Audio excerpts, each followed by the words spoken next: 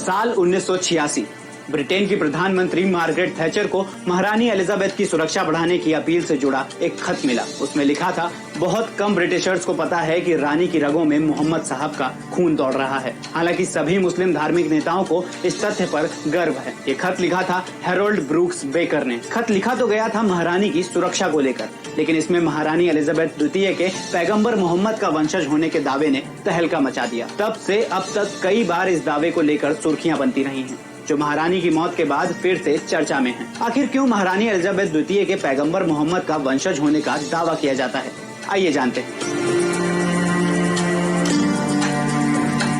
इस दावे की शुरुआत हुई थी साल 1986 में, जब रॉयल फैमिली की वंशावली पर स्टडी करने वाली संस्था वर्क्स पियरेज के publishing director Harold Brooks baker ने इस दावे से जुड़ा एक लेटर ब्रिटेन की प्रधानमंत्री मार्गरेट थैचर को भेजा था। इसमें बेकर ने दावा किया था कि 43 पीढ़ियों की स्टडी से पता चलता है कि महारानी एलिजाबेथ द्वितीय पैगंबर मोहम्मद की वंशज हैं। साल 2018 में ये बात फिर से सुर्खियों में आ गई, जब मोरक्को के अखबार अल आउज़्बो ने ब्रूक्स बेकर के दावे के आधार पर एक डिटेल्ड आर्टिकल पब्लिश किया और क्वीन एलिजाबेथ द्वितीय को पैगंबर मोहम्मद की बेटी फातिमा की 43वीं पीढ़ी का वंशज बताया। आखिर क्वीन एलिजाबेथ द्वितीय के पैगंबर साहब के वंशज होने के दावे की तह क्या है? मोरक्को के अखबार के मुताबिक क्वीन एलिजाबेथ द्वितीय का 14वीं सदी के अर्ल ऑफ कैम्ब्रिज से खून का रिश्ता है, जो मध्यकालीन स्पेन के मुस्लिम साम्राज्य से लेकर पैगंबर की बेटी फातिमा से जुड़ा है। फातिमा पैगंबर मोहम्मद की बेटी थी और उनके वंशज थे स्पेन के राजा अल कासिम मोहम्मद इब्न अब्बाद।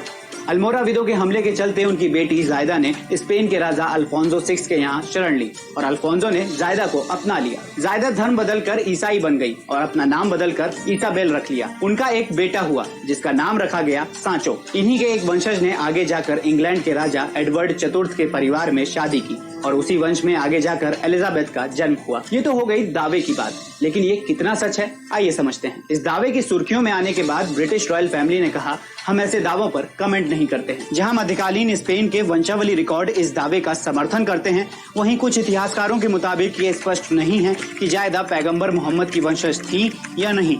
साथ ही ब्रिटिश मैगजीन स्पेक्टेटर के मुताबिक जायदा की पहचान को लेकर एक मत नहीं है।